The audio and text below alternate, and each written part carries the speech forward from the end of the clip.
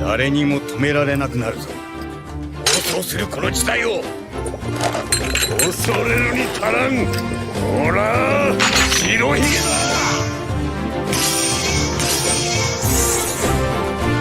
見ろ空を。雲、いや天が割れた。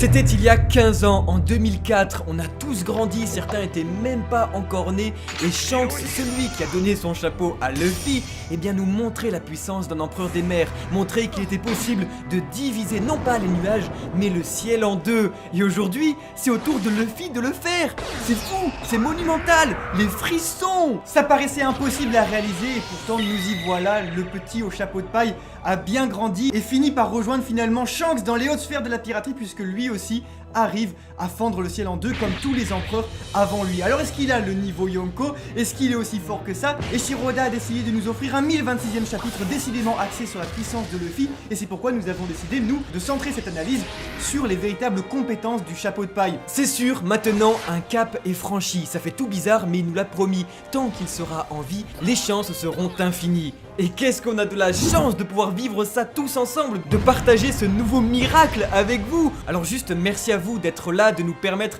de partager ça avec vous comme ça sur un canapé devant notre caméra. On fait ça maintenant depuis 6 ans, et ce qui est le plus drôle, c'est qu'on a commencé à lire One Piece il y a environ 15 ans. Quand on a commencé à découvrir One Piece, nous, en 2003-2004, et bien au Japon, Shanks divisait le ciel en deux. Alors merci, c'est juste très émouvant pour nous, c'est quelque chose qui compte énormément, ça nous touche que vous soyez là, alors juste merci. Merci de faire partie de l'aventure, et pour tous ceux qui ont envie de découvrir la fin de One Piece, parce que ça y est, ça s'accélère, on y est, Luffy à son tour devient un empereur, et bien abonnez-vous à la chaîne, direction tous ensemble les 600 000 abonnés, on est un gigantesque équipage, et on a trop hâte de découvrir la fin de One Piece avec vous. Vous êtes prêts? Parlons ensemble de la vengeance des Minks, de la fin d'Onigashima et de cette bataille décidément décisive, et enfin, de la véritable puissance de Monkey D. Luffy.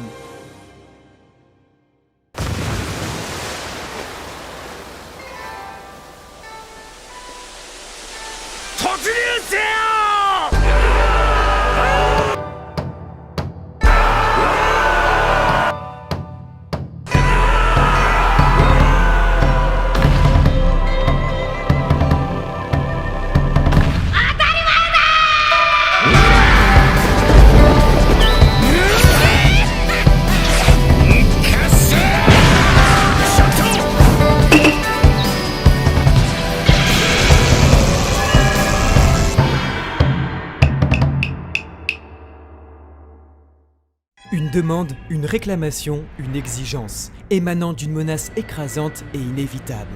C'est ce que l'on appelle le pouvoir. Voilà à quoi se résume l'existence d'un empereur des mers, comme l'immense frustration d'être impuissant face à sa dangerosité. Quoi de plus normal après tout? Qui pourrait s'y opposer? Certains penseront que seule une grande puissance peut contenir le mal, mais ce n'est pas ce que nous avons découvert. Ce sont les petites actions quotidiennes de gens ordinaires qui gardent l'obscurité à distance, de petits actes de gentillesse et d'amour. Alors pourquoi perdre un bras pour lui? Nous ne savons pas. Ou bien, peut-être parce que nous avons peur, et qu'il nous donne du courage.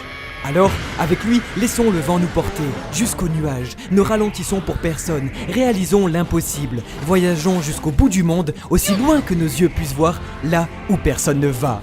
Pour finalement nous donner rendez-vous au sommet du monde, pour le faire nôtre, Avec lui, savourons-le, savourons 24 ans de récits initiatiques, savourons l'action cathartique conduisant notre âme à se libérer de ses pulsions, rêves et passions qui, comme le temps, rien ne peut arrêter. Vous qui êtes arrivés jusqu'ici, témoignez l'avènement d'une nouvelle ère et d'un nouvel empereur, qui comme son mentor il y a 15 ans, divise non pas les nuages, mais le ciel en deux. Vous qui avez parcouru la terre, la mer et le ciel avec lui, vous qui durant des années l'avez accompagné pour rire et pleurer, observez-le dorénavant devenir la demande, la réclamation, l'exigence. Observez-le devenir le pouvoir. Comme les légendes avant lui, après 8760 jours et nuits, observez l'avènement du nouvel empereur, Monkey D. Luffy.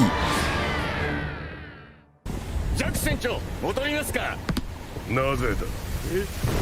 バカ野郎、やるに決まってんだろ。俺を誰だと思ってる。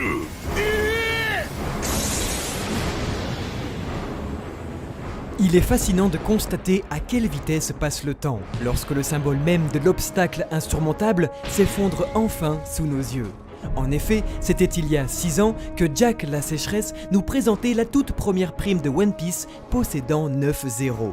Amiral de la marine, peuple minx tout entier, éléphant géant, fourreau rouge puis forme sous longue, à l'image de son maître, l'endurante créature aura subi d'innombrables batailles, mais lui n'aura jamais réellement gagné comme jamais réellement perdu, jusqu'à ce que vengeance soit faite. Présenté depuis le début, Jack aura été la plus efficace des calamités, comme Perospero, par son endurance, force et intelligence, fut jusqu'au bout l'enfant le plus capable de la famille Charlotte avec le ministre de la Farine. Ainsi, c'est dans son 1026e chapitre que l'auteur offre rédemption au peuple minx, pour que le duché de Mokomo soit vengé et que Pedro repose en paix. Aux côtés de Scotch et son capitaine, la sécheresse faisait partie des premiers symboles de l'équipage aux 100 bêtes présenté dans le manga. Et sa chute, à l'instar du clash d'empereurs infusant le récit du protagoniste principal, signifie donc qu'un cap est franchi et qu'un arc narratif touche à sa fin, celui de la famille Kuzuki et ses vassaux, écrit depuis l'entrée dans le Nouveau Monde il y a presque 9 ans. Alors, petit à petit, les fourreaux rouges, fantômes de la nuit Kurozumi, disparaissent.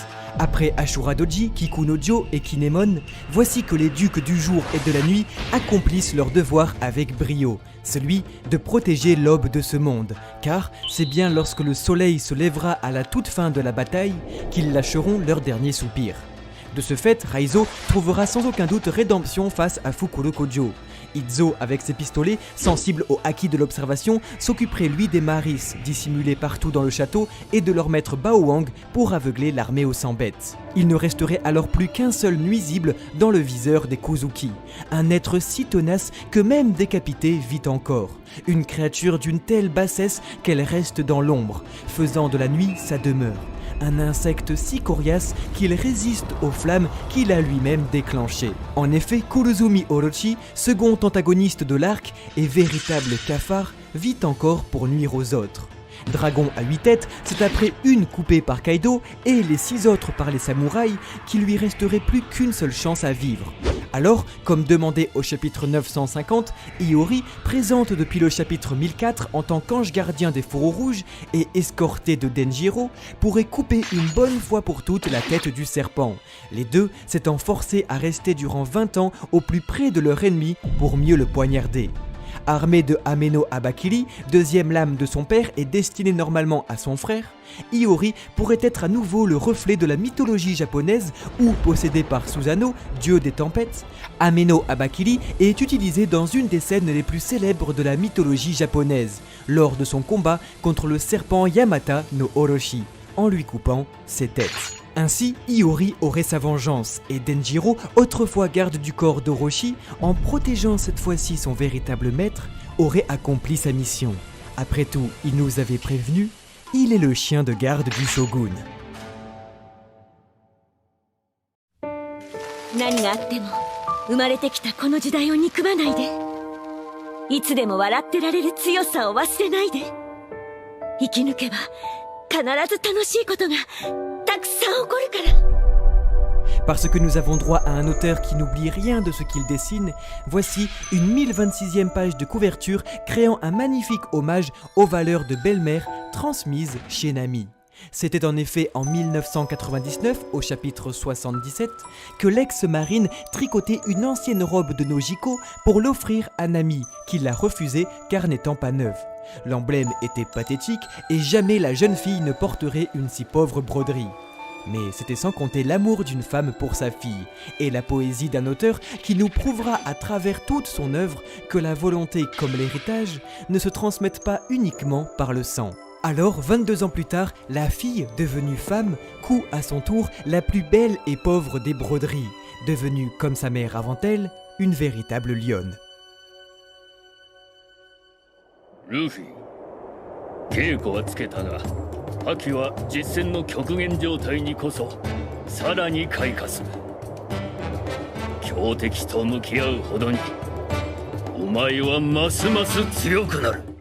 Lors de son combat contre le ministre de la farine, le chapeau de paille le comprit.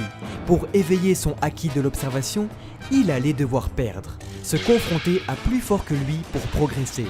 Un schéma que nous retrouvons ainsi contre l'Empereur Dragon où la défaite de Luffy au chapitre 1013 annonçait déjà sa victoire. En effet, c'est grâce à cet obstacle insurmontable que le jeune pirate, virtuose au combat, deviendra plus fort. Car une question demeure. Est-ce que notre capitaine a-t-il réellement atteint le niveau des 4 plus puissants pirates au monde? La réponse est bien évidemment non.